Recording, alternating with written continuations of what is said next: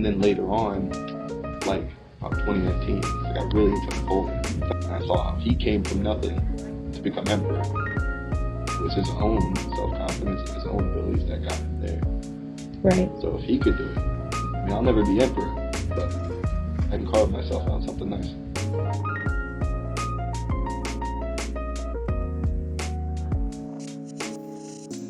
Good morning, good afternoon, good evening, good day. Hello. I'm not sure when you're listening to this, but you are listening to the Portsmouth Proud podcast. I'm your host, E. Washington, the Public Information Officer for the Portsmouth Police Department. We serve a community that's not too far from the ocean, not too far from the bay, right on the river. And we are producing this police podcast for you, so you know what's happening in your city. You know the plan, and you know how you can be a part of it.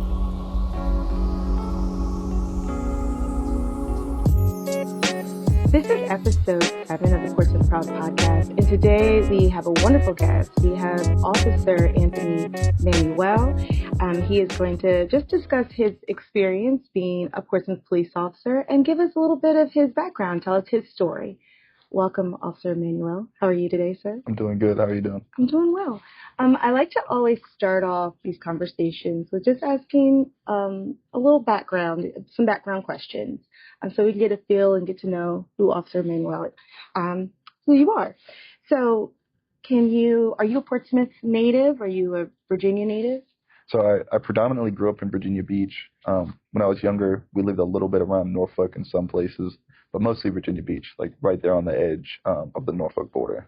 Okay, so then what brought you to become a police officer? Is that something you've always been interested in? So I was always interested in doing something bigger than myself. I had worked in dispatch in Virginia Beach for about a year prior to coming over here. And the feeling after leaving dispatch was like I lost something. Like I was working towards something bigger than myself every day when I was there. So I didn't think I was prepared enough to come over here, but I was talked into it, and it worked out in the end. Okay, so did you do something in between coming here and dispatch when you said you felt like you lost something? What was?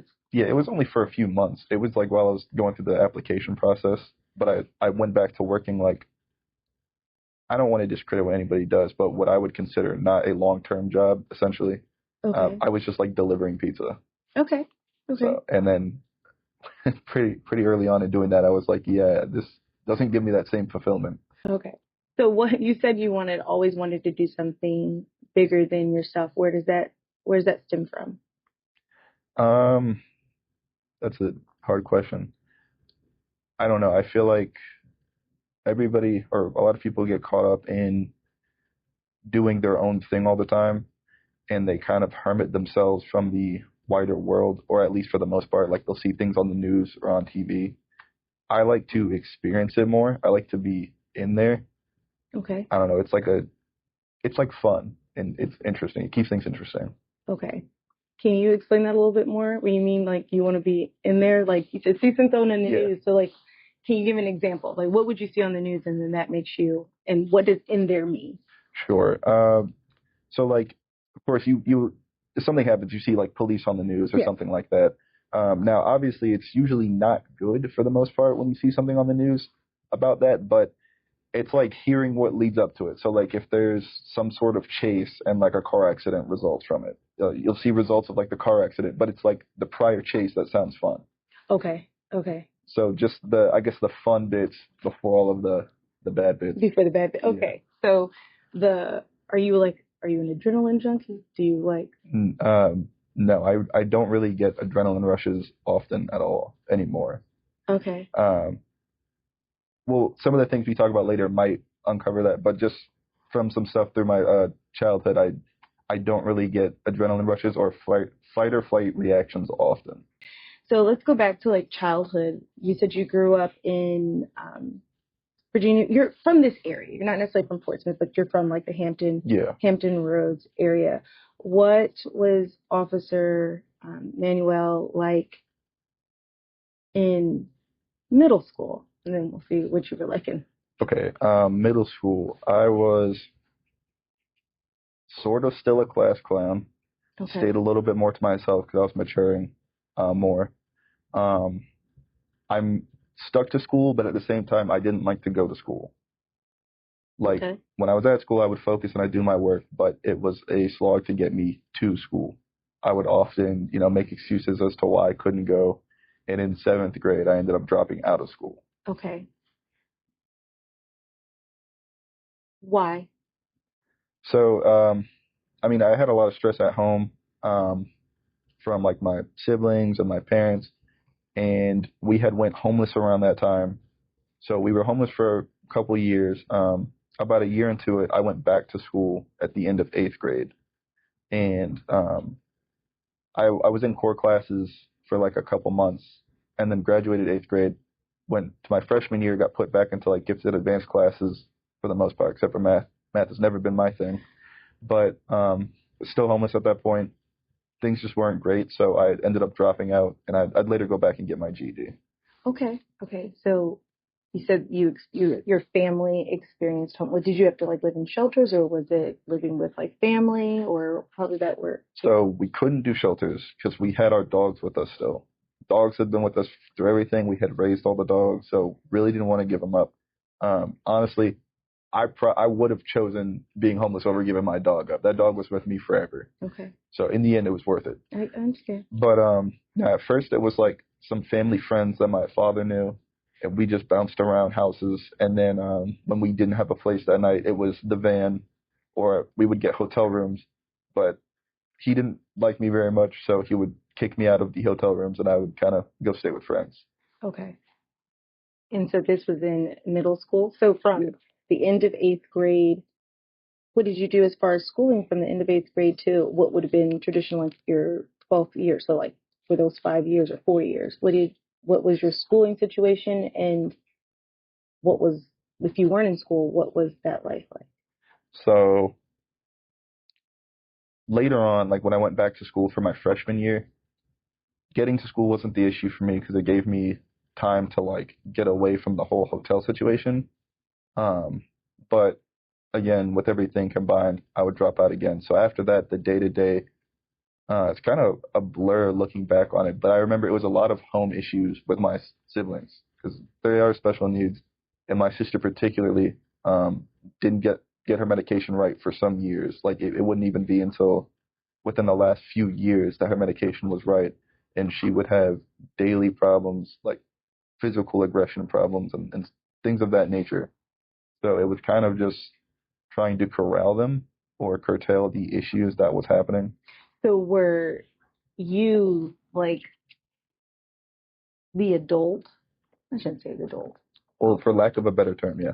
So my mother was very sick. She was wheelchair bound from about 2012 onward.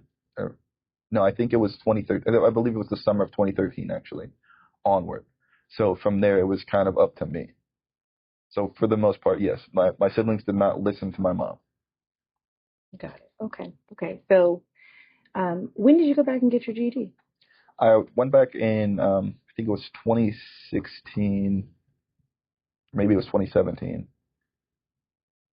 I think it was the end of 2016, leading into 2017. Renaissance Academy has a program called iSave, and it essentially lets you go through the four courses, get your material knowledge, and then take the general equivalency test. So you got your GED the same time that you would have graduated high school. Yeah. Okay. And so did you have to work during that period of time that you were like? I tried. Nobody would hire me yet. So when I did get my GED, then people would hire me. I got my first job like a couple months later. Okay. So what was your first job? It was at Food Lion on where is it? It was on Laskin. I think it's been shut down since, but that's where it used to be. Okay. So that was your first job. How long did you enjoy that work? Yes and no. It's a great sense of appreciation knowing what I used to do and what I'm doing now. Okay. So Okay. it was worth it in the end, but it was like janitor work and it was gross. Okay, I can imagine. Okay. Um, so, okay, so you are, say you're 16 years old. What made you go, what inspired you or made you decide to go get your GED? Because know other people who it might take them years to go back, to make that decision to go back and get their GED. What made you decide to go and get yours at 16, 17 years old? So it's like a couple different things. I'd say the number one thing is my own impatience, because Okay. I had grand ideals for my future self, and that couldn't be achieved without some work in the front end. Like, a lot of jobs require you to have at least a GED, Right. and some even want you to have a college diploma, Right. like a bachelor's or an associate's. So I needed to get something, and I wasn't doing anything better with my time, and it just gave me that extra push. I'm also like a big history nerd, so studying just a ton of historical figures, and seeing what they achieved, it all starts with your early education. So I felt it was very important to at least have the piece of paper, if nothing else. But what were your grand ideals for yourself? It depended. Okay. Tuesday through 16. What was one of those ideas? It really depended. I was kind of open. I've never really known exactly what I wanted to do. I've always had a lot of different ideas on what I could do. Okay. So one of them was like making YouTube videos. I didn't need the diploma for that, but that was always in the back of my mind. Okay. Another one was being a police officer, or one of the big ones was joining the military. But I was a fat kid growing up because of this steroid I was on. Okay. So that was pretty out of the question for me. Because you're giving military vibes right now, but okay. Okay. No, I didn't join. I was like 330 pounds. Are you serious? Yeah. Yeah, when I graduated from the GD program, I was 330 pounds. And I lost all of it in a year and a half when I started working. Now you're giving like David Goggins vibes. Not that cool. Okay. But you are. But so what? People can't see you because this is audio. So Right. what did you do? Like what happened? What clicked? I didn't do anything crazy. All I did was change like the way I eat and drink. So I loved soda and juice. So I would always go to like the Food Lion because they had like $1 3 liter of soda. That was like my thing. So I just stopped doing that. I stopped drinking soda. I weaned it off onto like juice, but juice still has a lot of sugars too. Okay. So I stopped drinking juice and I went to water, but like the 0-calorie flavors. Mm-hmm. And then eventually I got tired of the flavors, so it just became water. And then, I was working all the time, so I'm constantly moving, Right. doing stuff. I wasn't just a janitor at Food Lion. I stocked shelves. I Right. did the cashier work. So I was It's labor. I did some physical stuff. Yeah. So that definitely helped progress my weight loss. And then we didn't have a car to get anywhere. We hadn't had a car for some time, so I had to walk or ride a bike everywhere. So you said you are interested in history. Yeah. And you I'm assuming you read like biographies of. Oh, documentaries are my thing. That's all I used to watch. Okay. So who are your top 3 people in history? Napoleon Bonaparte, Abraham Lincoln, Julius Caesar. Okay. Why? Why Napoleon? So Napoleon changed this is a can of worms you shouldn't have opened. So Napoleon changed the face of warfare into what we know now as modern warfare. Okay. So we use the core system. Every modern military uses the core system. He founded that foundational system. So at first, every military would bring their full army to a battle and they would fight. So one giant army would march, living off of the land, until they got to this place to fight. Napoleon split his whole army up into smaller corps that could fight individually until the rest of the army regrouped. Using this, he was able to outspeed and outmaneuver anybody else in Europe. There's no other great power that has taken on the world 6 times and won 5 out of 6 times. Well, unless you count the United States, but that's a different story. Did you rehearse that little last bit? I didn't. No? Okay. You can definitely start like a YouTube. You can definitely do that. Okay. Because now I'm like, okay, what makes the United States different? Okay. So what about Lincoln?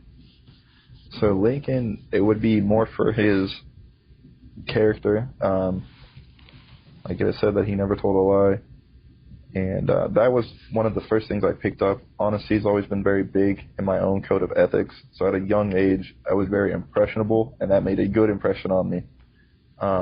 And then the more I learned about Abraham Lincoln and, well, history in general, we would learn about the Civil War. So he was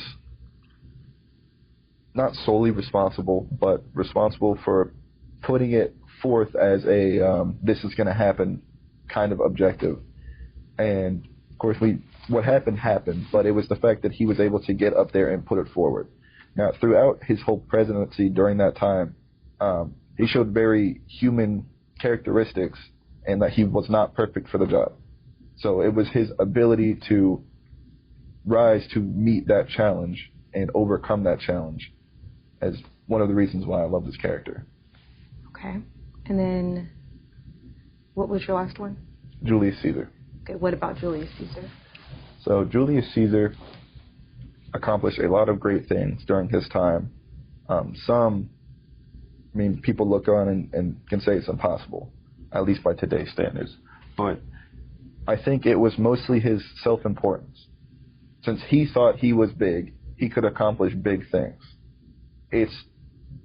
It's harder to track your small-scale setbacks when you're looking at the bigger picture.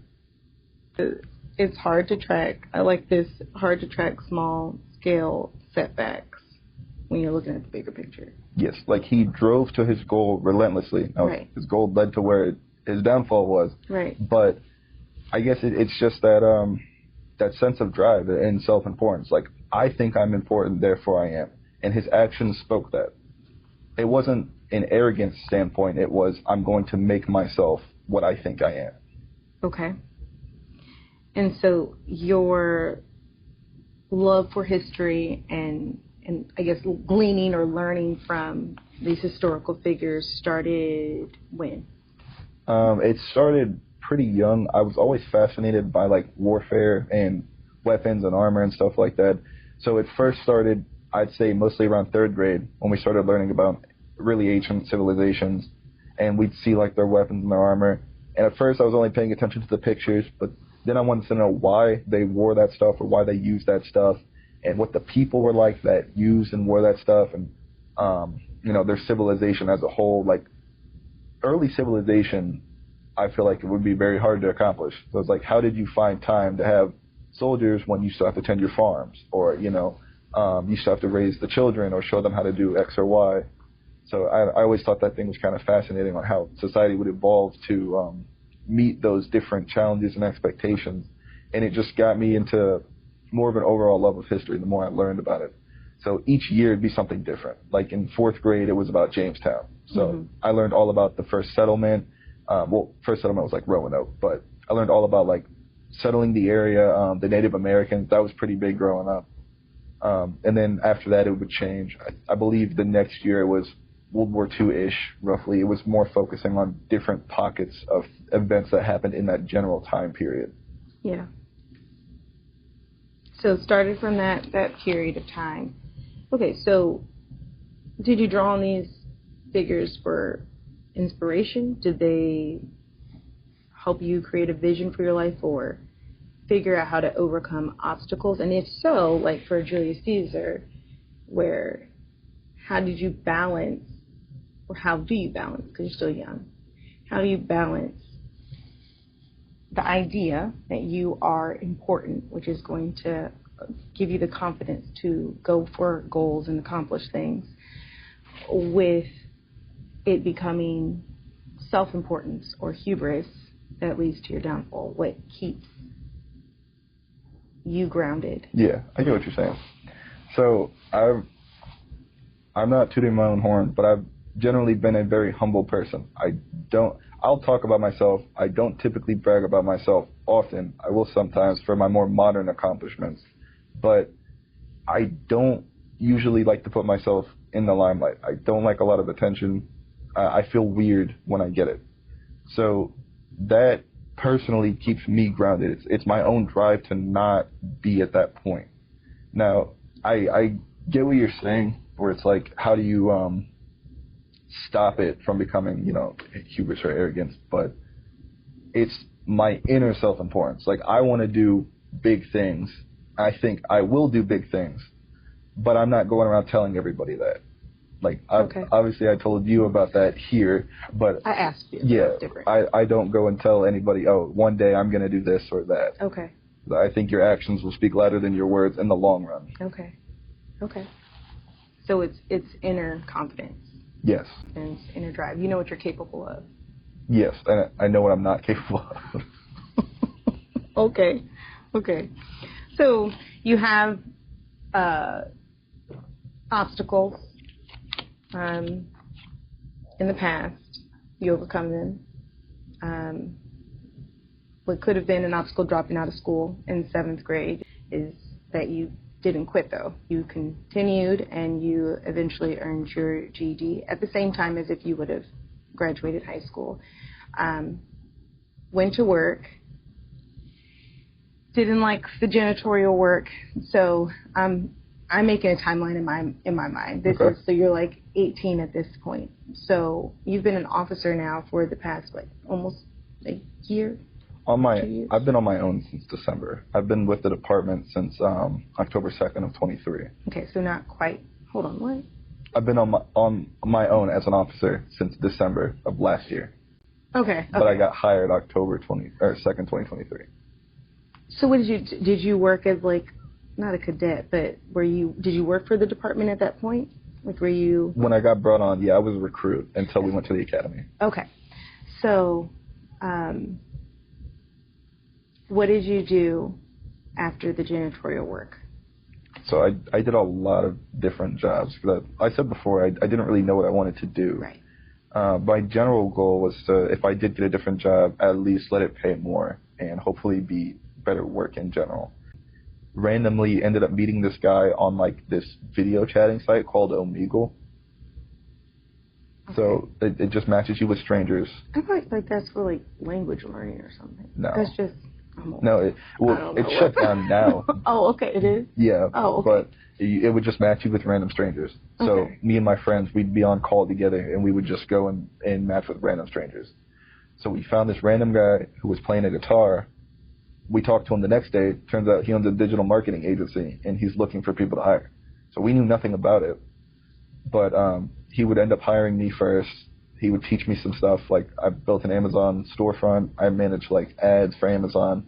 And then he would bring on my, at the time, girlfriend, now fiance, and later on our other friend, Cameron. So he would teach us how to do Facebook, Instagram ads, Google ads, and we did really well. We brought this company from sinking. They were losing about $10,000 plus every month. We brought them from that to making $100,000 plus in just 3 months. It's crazy because I made this one ad for some towel mask. I don't know what a terrible towel is, but it was a Steelers mask. Uh-huh. And that ad alone got them over $1 million in revenue. Okay, so you have the option of what you want to do. What deterred you, or what made you decide? Maybe deter is a negative term. So, what made you decide that you didn't want to do that yourself? I did try. It was hard to break into because I don't have a lot of knowledge. I knew what I knew, but there's still a lot that I don't know. There's still a lot of terms I don't know. There's still a lot of different, building an audience. I had attempted it, and it wasn't good. Facebook has a very in-depth system, and we had attempted to build our own audience, and it just didn't bear enough fruit for it to be a good endeavor. So there is a lot of things that I still don't know. I was not very successful with Google ads. We got them some money. It was more than what we paid for ads, but it's still not worth it if it's not, right. Past a certain point. Okay. So you did that, and then you, at some point between there, you go to become a dispatcher? Yes. I went from that. So after that, I had a couple of jobs that didn't work. Actually, I think it was just one that I didn't really like. No, I'm sorry, it was two. I worked for Aflac. So I got licensed to sell insurance and decided I didn't like that in the same month. So that was all for nothing. And then I went and started selling solar, or it was trying to get people to set up the appointment. Yeah. I did not like that at all. That was not fun. That wasn't fun. Okay. No. And then after that, I went to Nabisco, the people that make Oreos and Chips Ahoy. So they have their own independent stockers, so they can control their own ads. So I worked with them for a little over a year. I think it was just over a year. And then it was in 2022 in June, my mother passed away. So I had to get a real big boy job now. Okay. So because I forgot to mention, I was a full-time student and had been for about a year at this point. So I started about a month or so after working for Nabisco. I was in an accelerated online program to get my bachelor's. So I was working part-time to offset my expenses while going through school. So then my mother passed away, so I had to work full-time. So I ended up applying to dispatch. My fiance would end up applying to dispatch here. So she worked for here. I worked for Virginia Beach. She got hired here before I did. Okay. But we got on around the same time. Okay. So I started with them, and they had their own academy and everything like that. I remember, I can honestly say I was not the best at it. Like, looking back on it, I was not the best dispatcher that there could be, for sure. I was not good at making decisions, so I didn't want to make the wrong decision. But I think if I were to go back now, I would have no issue doing it, especially since I make decisions like that every day now. Okay, I was just about to ask you, so what was the difference between now and then, and what do you mean by making decisions? So I would say it's probably just general maturity. Okay. Or maybe confidence in what I know. So is that what appealed? The police work appealed? I know you said that you see on the news the fun bits before the bad stuff happened. But is that what you mean by, like, the fun bits for you? Is like the... Yeah, kind of. One of the things I considered growing up is, like, being a bounty hunter. I didn't think I could do that, given how big I was at the time, for sure. But I I can do something like that here. Like, getting people with warrants, that's almost the same thing. Like, that kind of chase, I guess, is very fun. Okay. So that's a pretty big factor. For the most part, it really is just helping people. Like, it's doing something bigger than myself. It's selfish. It gives me a lot of self-satisfaction. So I'm not just helping you because you need help. It makes me feel good, too. Okay.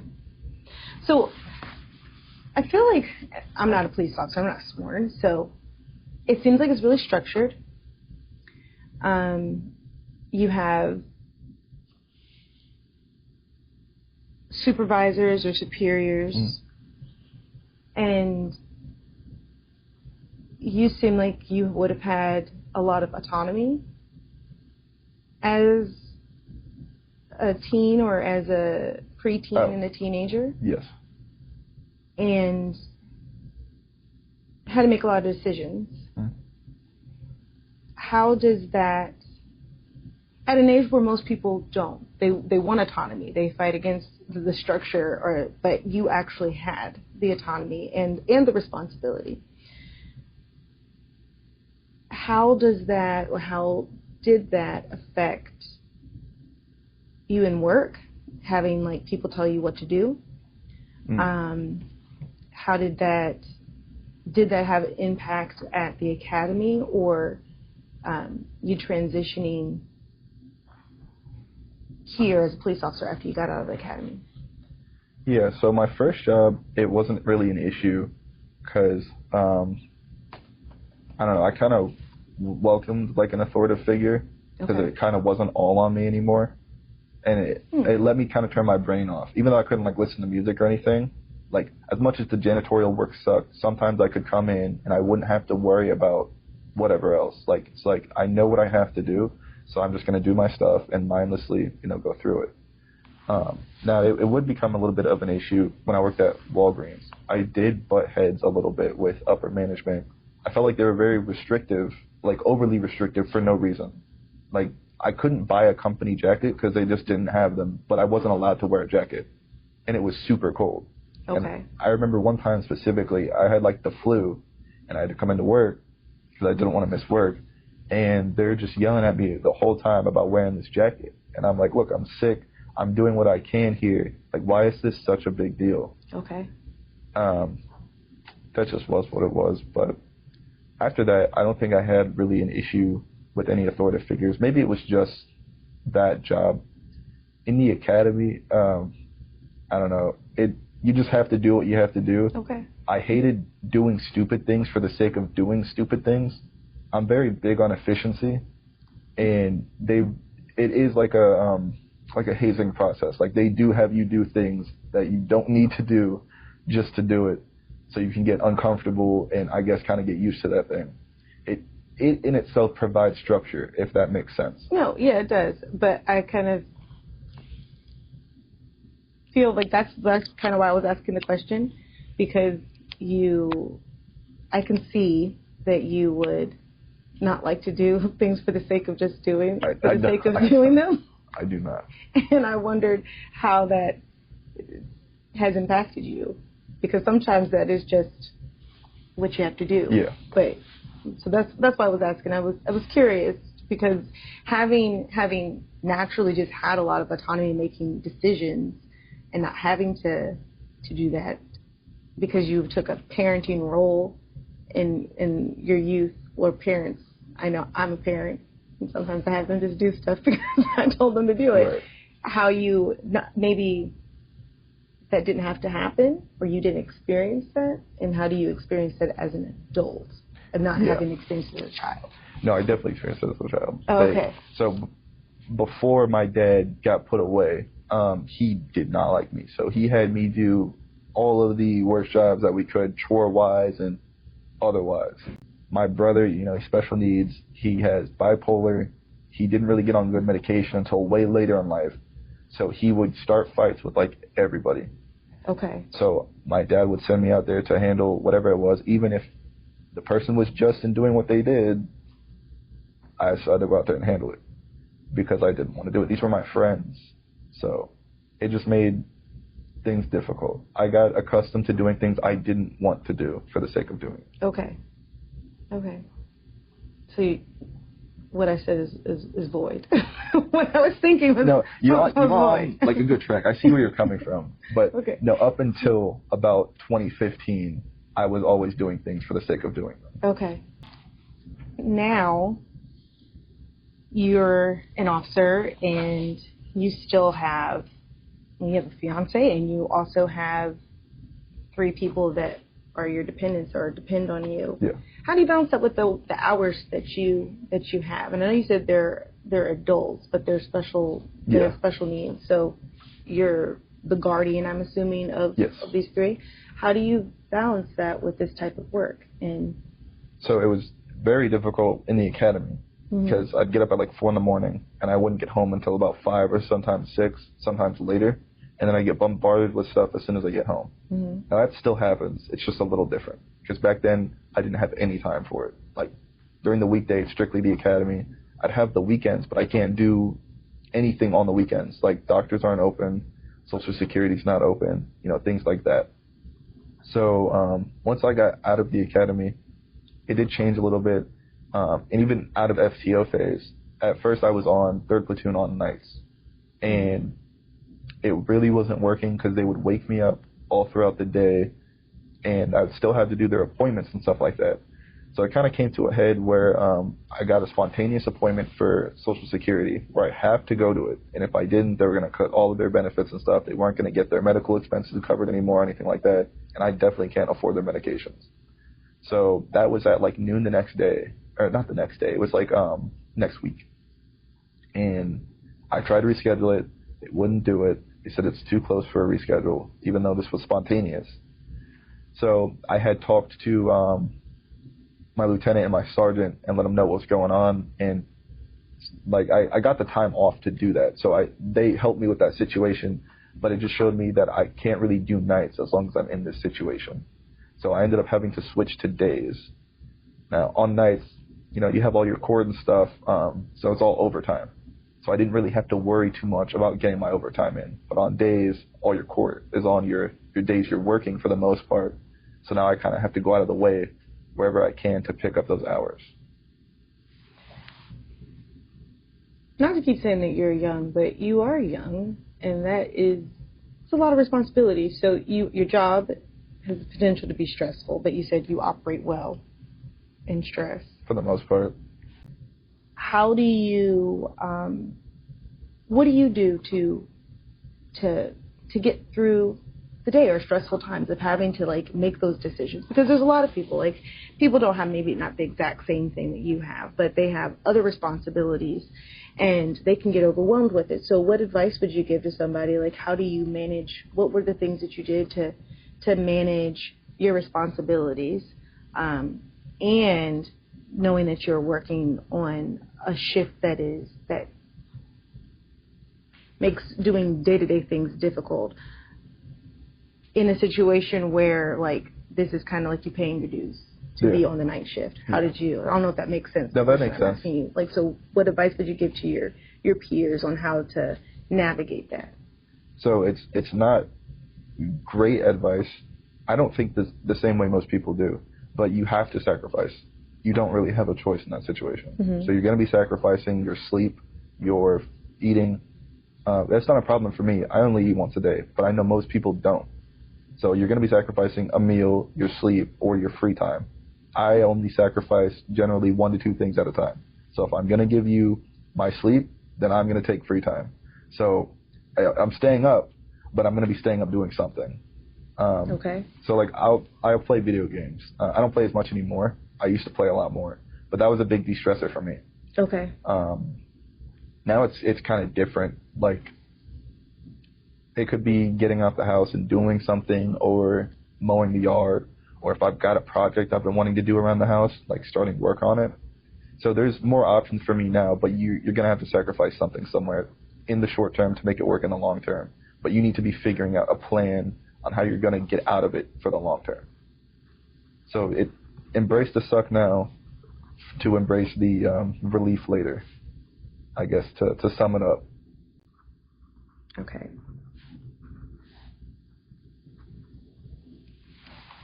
Do you see yourself, I mean, I know it's only been 7 months official, but do you see yourself doing this, and you want to do, fugitive apprehension? Do you see yourself having like a long-term career as a police officer? Yes. I even told my at the time lieutenant, now captain, whenever I first started, that I intend to put at least 30 years, and I still intend that. That is still my full intention. So I plan to stick around for a while. 30. Okay. In your core system understanding. That is completely different. That's like a military thing. You don't have you guys don't have like core systems? No, we have platoons. So right. you could say that that's a core system, but that it's just different. Taking over crime, neighborhood by neighborhood, splitting up the wood. I'm playing with you. That's what we got the beats for, right? I'm playing. Is there anything that I haven't asked that I should ask, or that you thought I was going to ask you that I should ask? Not necessarily. What do you think that I was going to ask you?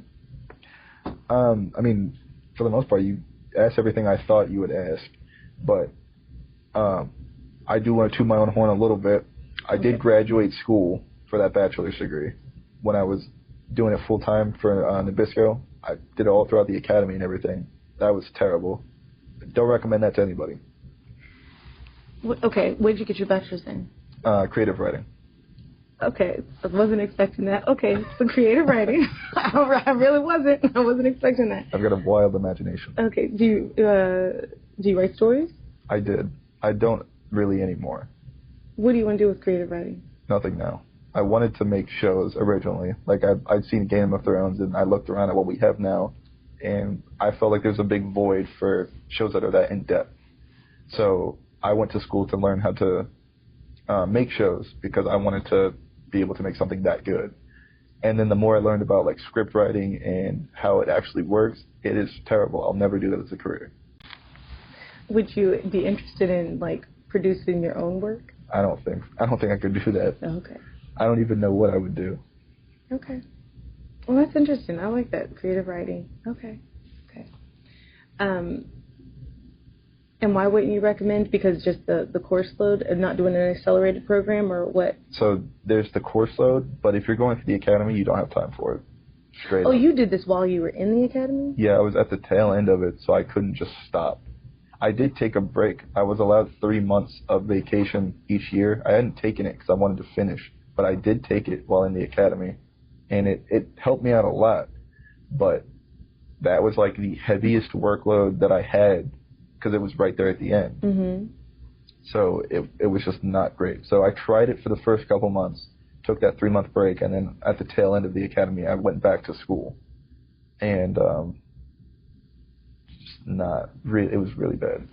So, you know, when you get home from the academy, you get home late, and then you have to press out your uniform and shine your boots and make sure everything looks good. So I would do all that, and I still have to eat, which I said before, I only eat once a day. So I go the whole day without eating typically. And then I still have to eat. I still have to do all of my schoolwork, which involves watching the hour-long lecture and whatever else, whatever other assignments and stuff. And then I still have to help all of my siblings with their stuff, which usually happens as soon as I get home. What is that? What is their stuff? It can be anything, like normal things that you or me, we know or don't think we need to ask. They will still ask. Okay. No, like they would wake me up, like when I was on nights, to ask just random questions. Like it could be, there's somebody at the door. Should I answer? Sure. Or I heard Aunt Bella might be coming in a month. Are they coming? I don't know. Like it really can't be. Do you have family anything. help? I have family that lives out of state. I have a half brother that, like I said, that lives in Virginia Beach, and he'll pick them up sometimes, and they'll hang out. But I don't know. I don't reach out to anybody for help. Like I got financial help from my grandpa whenever things first happened, and like people did do a GoFundMe, so I was able to pay for like mom's cremation and stuff like that, and that like the rest of the funds from that were able to tide over until I got a different job. But I don't ask for any help from anyone. Like I try and make it work, and we're in a good spot. Like it works out. We're not wanting for anything. They don't want for anything.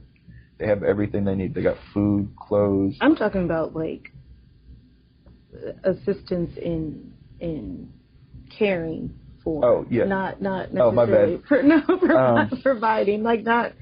No. I mean, my fiance helps me out with some of the tasks. I don't put it on her because it's not her responsibility. Right. But there are some things she'll help me out with.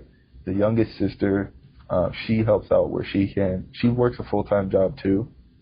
Trying to get her to save her money and stuff, but she'll help out where she can. Other than that, no.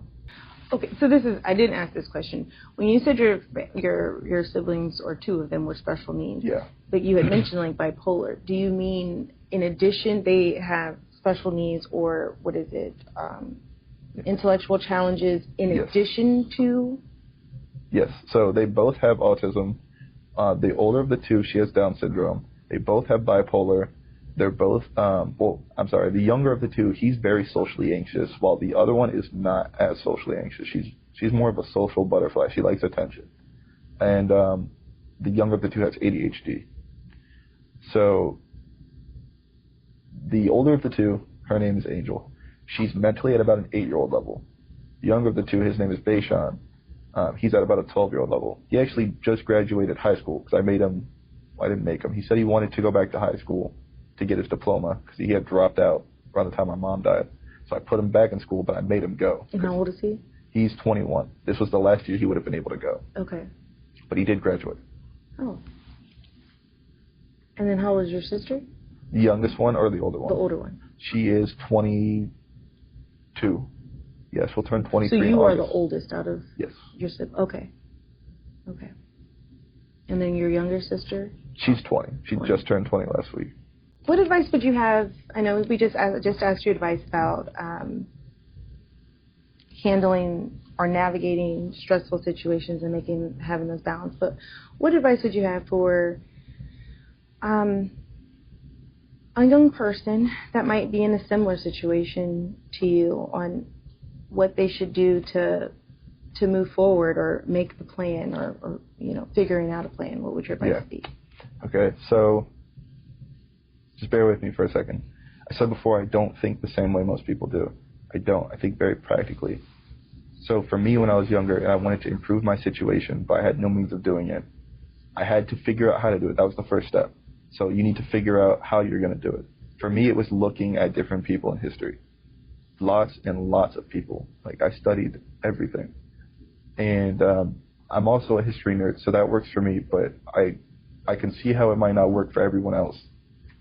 So I guess the first thing I would say is you need to figure out how you're going to do it. So you've realized your problem. That's half the battle. How are you going to get to the first step?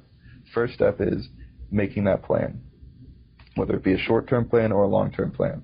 So if you can start figuring something out, then everything will generally start to fall into place. It might not be that same day, because clarity really helps me. Like if I fail at something one day, the next day I come at it with a new mind for the most part. So it might take some time, but you need to figure out what's going to work for you in terms of coming up with your plan. So whether it be clearing your head on a walk or studying history or visiting a friend or consulting a friend, or maybe you call a family member, it's just that first step. And then consistency, because you can come up with that plan, but if you're not doing it, it's not going to go anywhere.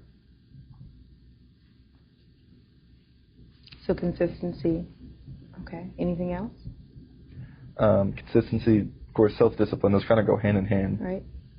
And then I would say self-confidence.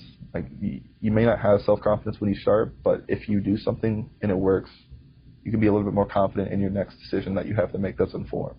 You have this prior knowledge, it worked previously, you may be coming up with something new and maybe a new challenge, but you should have a little bit more confidence in yourself now that you overcame that obstacle, because it shows that you have the resolve to be able to continue and come over the next one. For all the people out there that think they're at the bottom and that they have no place else to go, the only place you have to go is up. If you have nowhere else you think you're at your lowest point or at one of your lowest points, then you need to start thinking about how you're going to get out of that, because you do have a place and it is up. That's your only option. Okay. What was the first challenge that you overcame that gave you that confidence? Everything has been situational. Okay. So it really depends. I have no problem talking about this. And it purely serves as like a good moment. I know it was like a bad time, but like I look back on it and I think it's the first time where I really was like the man of the house. So my mom and my dad had a physical altercation and we had to leave the house. So it was me and my mom and my siblings, and we were trying to find where we were going to sleep in the car. And I found a good place for us to sleep that I thought was safe and that where we would be fine. And then I stayed up while everyone else slept. And I don't know, I just look back on that and I think like that was really like the pivotal moment for me, where I was able to take what we had and come up with a good solution. And that gave me like the first step of confidence, I would say, at least that I can recall.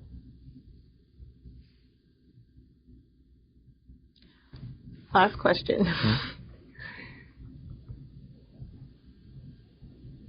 What gives you the ability to look back on those things and see it from a positive and not be upset or be bitter about those things? No, I definitely am. I don't have the energy. Like, I can't focus my energy on hating something that happened in the past. Because if it was different, I might not be where I am now. I'm very grateful to be where I am now. Right. So even if something small changed back then, I could still be working for Nabisco or something. I don't want to do that. Okay.